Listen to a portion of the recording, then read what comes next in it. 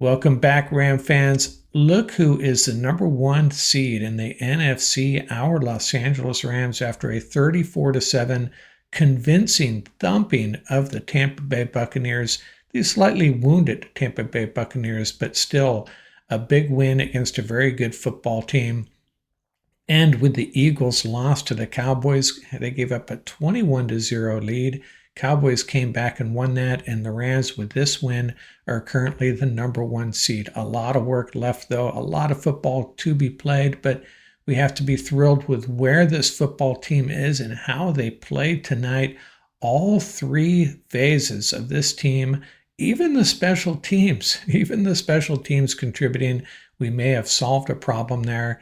But before I get on to, the play-by-play more or less and handing out some game balls and some other reactions to this big win, let's hear from Ian. Ian was at the game and he provided another video. Ian pumped up about this win. We'll get to that here and then we'll come back for some more thoughts from me. Rams win. Scoring 34 points on the Tampa Bay Buccaneers.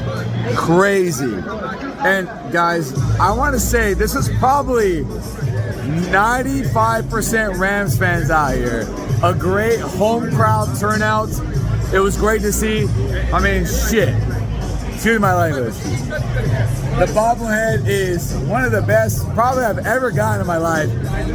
If you're a Dodger guy or gal, you get a bunch of bobbleheads for those. But this one, Aaron Donald, A+ bobblehead on that one. But how about the play on the field?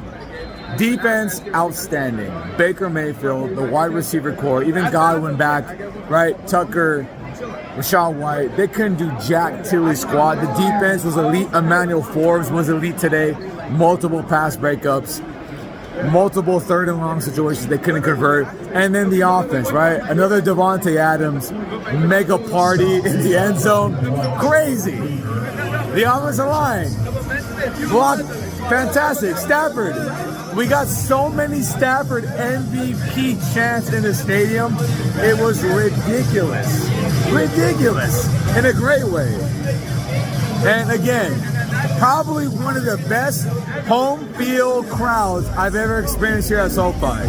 I would say 2021 wild card game against the Cardinals.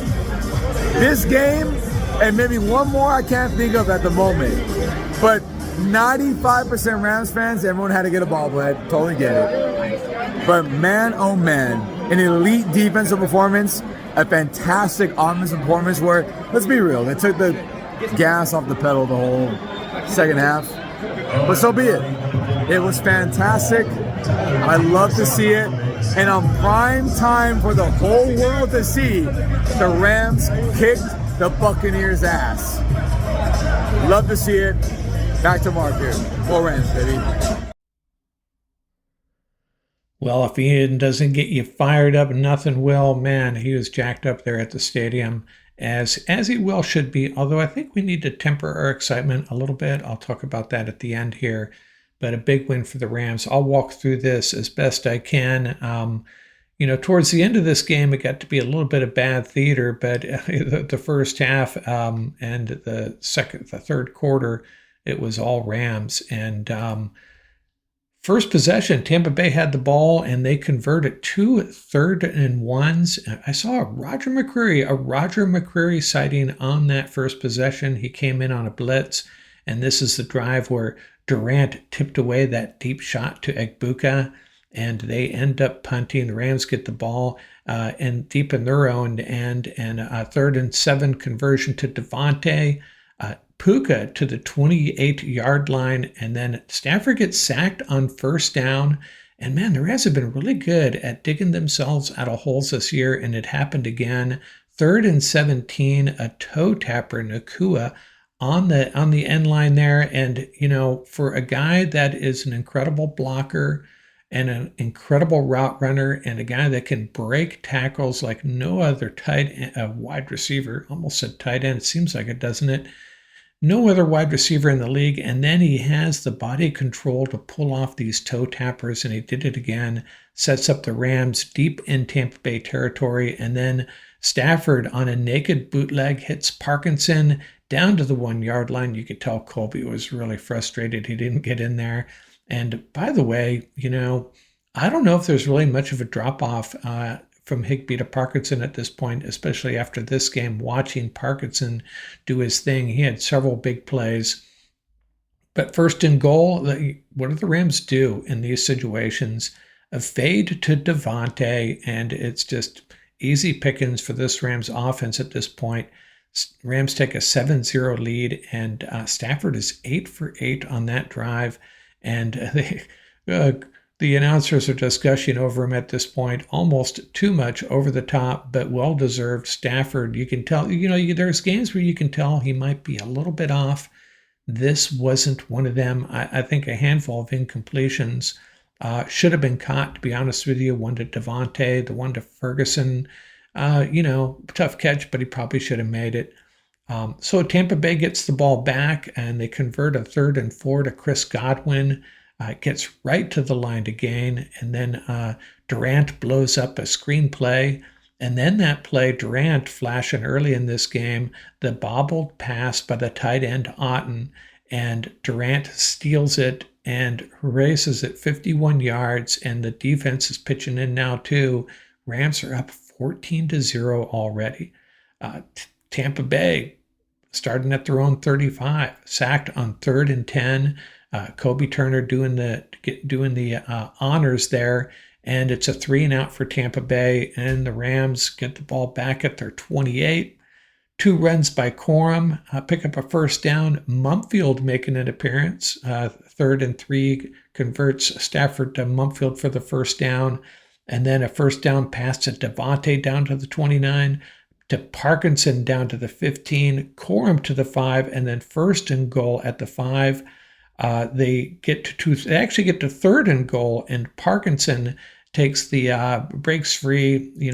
Stafford doing a great job of reading the coverage there. Parkinson's completely uncovered in the end zone, and the Rams are up 21-0.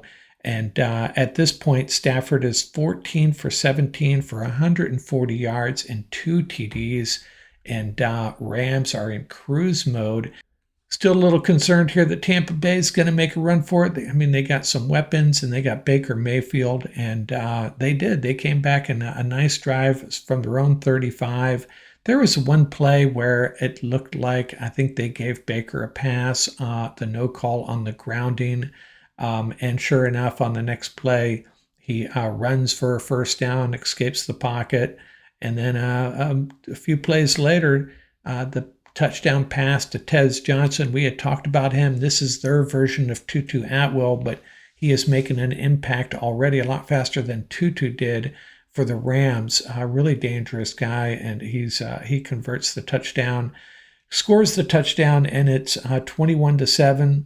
The Rams get the ball, and it just easy pickings once again down the field. Mumfield to the 24. That was after a Nakua pass to the 38. To the Bucks 38, to Mumfield to the 24, and then a fade pass to who, Devontae Adams. That was that one where he was running free. Stafford led him with a long looping pass down the sideline, and the Rams were up 28-7. And at this point, you're starting to think this is getting out of control for the Tampa Bay Buccaneers. It's just not happening for them. They're just too banged up, and they're overmatched against a superior football team.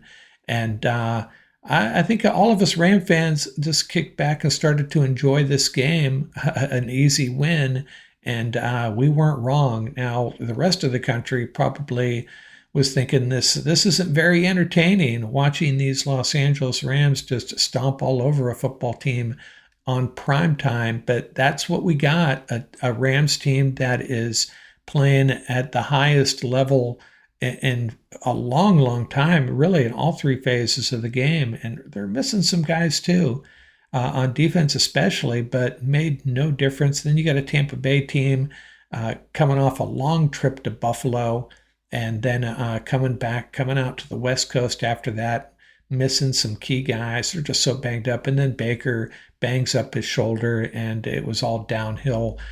All downhill for the Tampa Bay Buccaneers in this one. Tampa Bay had a 4th and 2. They went for it, and Emmanuel Forbes broke it up. They're in 4-down mode pretty much the rest of the game until it became obvious they had no chance. And that led to a 40-yard field goal by Harrison Mevis, our first field goal since early October.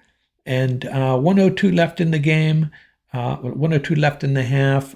Forbes, another pass defended, and then he intercepts on, I guess you could call it a Hail Mary, runs it out to the sideline, and the Rams go to the half up 31-7, scoring 14 points in the first quarter, 17 points in the second quarter, and this game was basically over. It really was, and I don't know what you can say about this game other than you have to recognize that this was a banged up team the Rams were playing, but you also have to recognize the Rams looked really, really good.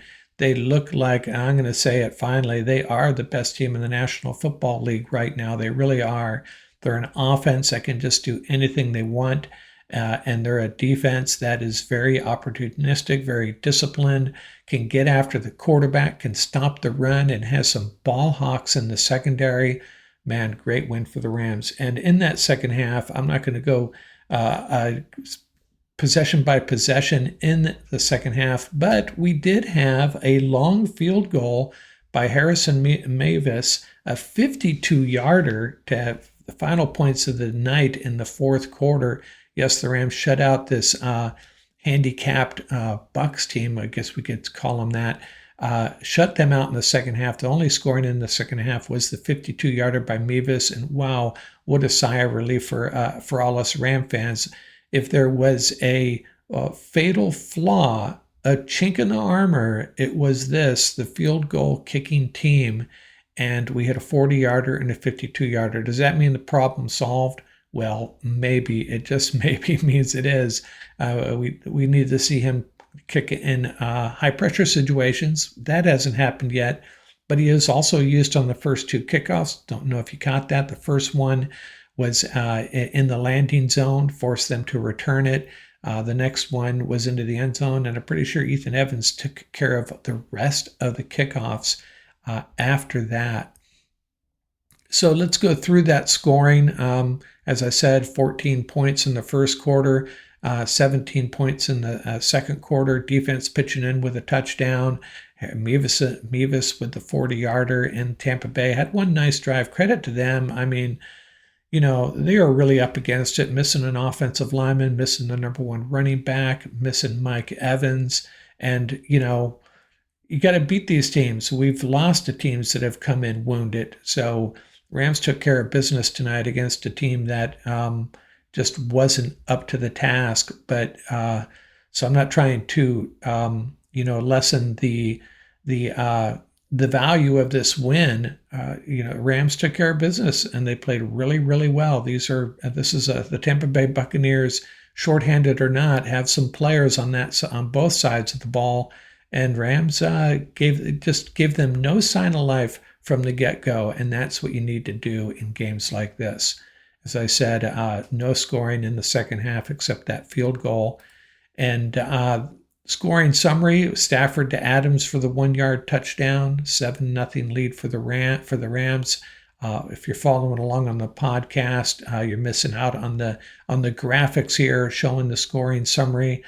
Durant with the 51-yard TD pick six, and was it a pick six? I don't know. I guess you call it a pick six, and that's a little bit of flaw in the rule. If I was a Bucs fan, I'd be crying foul by rule. That was an interception, obviously, but most of us would agree he probably should have been called down, but that's not the interpretation of the rule. So it's a benefit to the Rams, and they go up 14-0. Stafford to Parkinson for 5 yards, 21-0. Then Mayfield to Johnson, that was a 14-yarder. Stafford to Adams, a 24-yard looping pass down the sideline. That was a really pretty pass. And then, that was similar to the pass that Forbes, or was it Durant? Forbes broke that up in the, was it Forbes or Durant? One of them made a great breakup in the end zone that very easily could have been a touchdown. Baker underthrew it, though. And then the two Mevis field goals to round out the scoring. If we look at the team stats, Tampa Bay actually had the ball more, 31 minutes and 48 seconds to the Rams, 28 and 12. First downs in favor of the Rams, 20-14. Total yards, Rams 333, the Bucks only 193 yards. And, again, don't overreact to this. Teddy Bridgewater playing half the game. And the offense was just out of sync, and a really good defense. Give the Rams credit, but don't give them too much credit, is what I'm saying. And I know some of you are going to hate on me for that angle, but it's the truth. This was a depleted Tampa Bay team, and if we play this team in the playoffs, don't expect it to be a runaway win by our Rams like this. Passing game, just 103 yards passing for the Bucks. Stafford 273. This dude is on a roll. Tampa Bay had 123 yards rushing. A lot of that was Baker Mayfield. And then the Rams just 70 yards rushing. They had that passing game going. And I have to tell you, Chris Collinsworth made a comment during this game that I thought was, and I love me some Chris Collinsworth, I really do, but I thought it was kind of silly. He was talking about how the Bucks just need to make sure the Rams don't move the ball on the ground. They gotta stick with the fundamental MO of their defense, stop the run. And at this point in the game, the Rams were barely trying to run. They were chucking the ball all over the field. So I thought that was a talking point he had decided on before the game. And at that point in the game, didn't make a lot of sense. Tampa Bay, 4.2 yards per rush. And again, Baker had a couple of big runs. The Rams just 3.7. And then, of course, the Bucks had the 2 turnovers. The Rams, 0 turnovers. And then the Rams had 4 sacks to Tampa Bay's 1. Now, what else here? Player stats. Stafford, 25 for 35 for 273 yards and 3 touchdowns. And he is, never been known to be a fantasy football tier 1 quarterback, but I guess he is this year. Kyron Williams, 12 rushes for 46 yards. Corum, 7 for 24. Sorum kind of redeemed himself a little bit after that 8 rushes for 10 yards last week. But the Rams really didn't, late in the game, they went to the ground game when the game was pretty much over. I thought we would have seen some Ronnie Rivers, and it didn't happen. I don't understand that, but that's just how McVay rolls. Nakua, 7 catches for 97 yards, similar to last week. I think it was 7 for 75.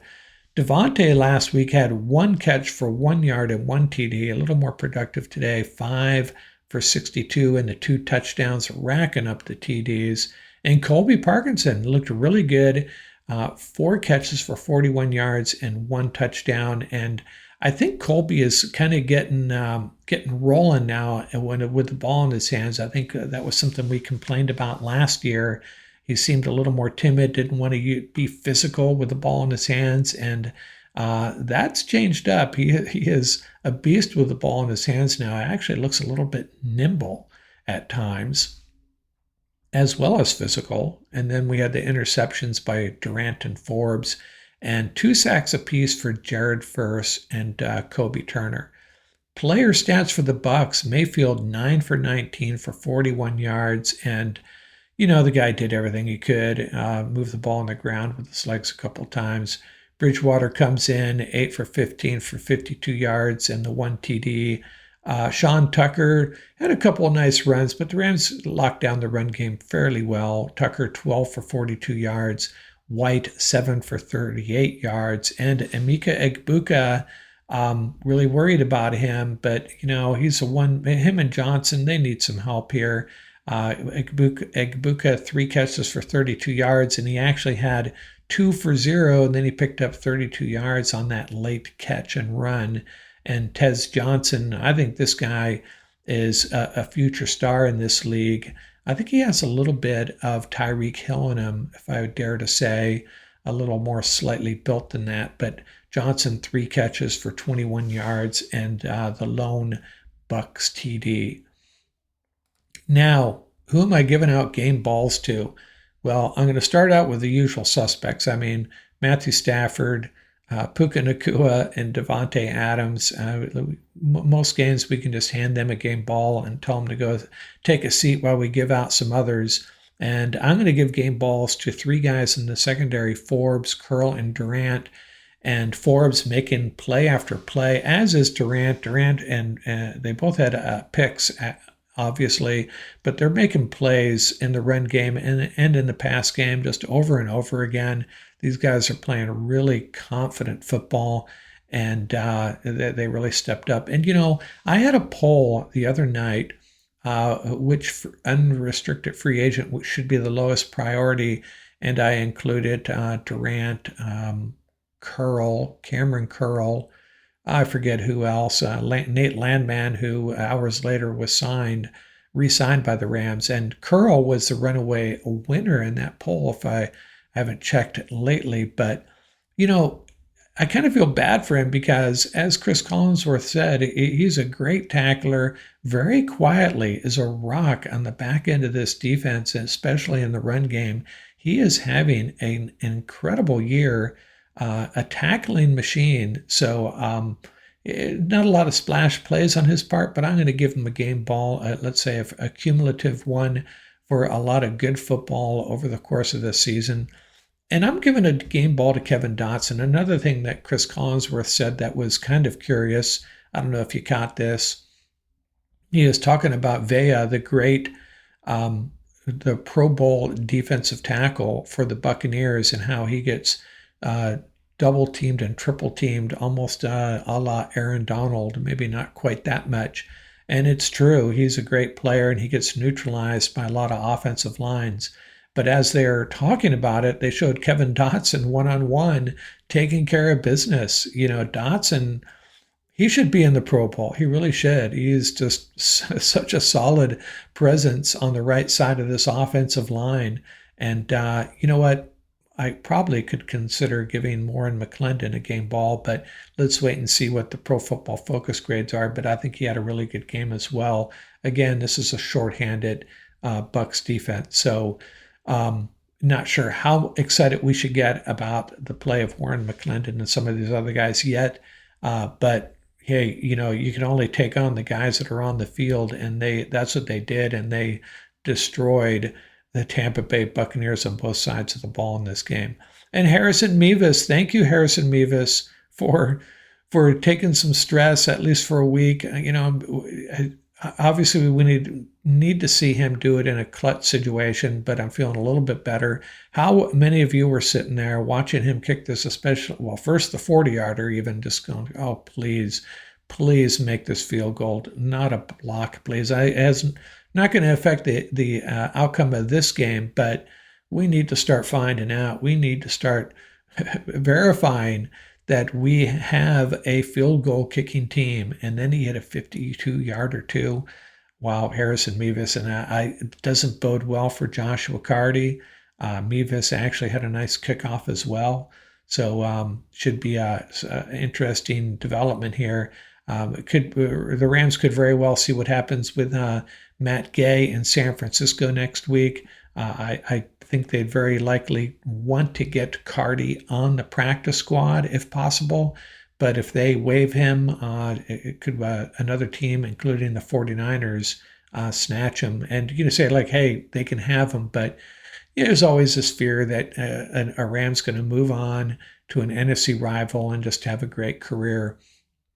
And there aren't a lot of examples of that, but recently anyways. But I would just hate to see Joshua Carty kicking for the San Francisco 49ers or anyone else, really. But actually, if he went over to the AFC, I wish him the best. Now, I'm expecting one way or another, Joshua Carty is not going to be on this 53-man roster in a week. I'd be surprised. And hey, why aren't our Rams insiders sharing with us that Harrison Mevis is going to be handling kickoffs. Is it a state secret? Are the Rams really clamping down that much on information? I don't know, man. Kind of disappointed in the information gathering of people that have better access than I do. I'm not an insider, and I don't pretend to be. There are folks out there that, hey man, come on, do better. Or hey, if the Rams are not welcoming that information or not freely sharing that information, or if they are asking you not to share it, understood. So that's my post-game reaction. Rams 34-7. Now we got a big game next week with Carolina. We'll see how they do against the 49ers. Suddenly a big game. Going to be a game for the Panthers and us. We got to stay ahead of the Eagles in this race for the number one seed. And there's going to be some big games left. The Lions game and the Seattle game are going to be key points on our schedule, but we also have to take care of, the Panthers and the Cardinals. Cardinals twice. Those are games that we should win, and the Falcons as well. No let up. Got to keep the pedal to the metal. And I think the way this Ram team is constructed, the way they're melded, they are not going to go into any game, taking anybody for granted. But there is always that chance, especially when you travel across the country. Although the Rams are really good East Coast early games, still there's always that chance you're going to have one bad outing that's going to cost you the number one seed at this point. So hopefully the Rams can keep this going. Now we'll be back in a couple of nights to get some more input from Ian. Ian will hopefully have his film studies orchestrated Rams segment. I'll have my Rams up rehash in a day or two. And then on to Carolina, the first place Los Angeles Rams on top of the NFC at the moment, 34-7 over the Tampa Bay Buccaneers. Out here from Rams Up.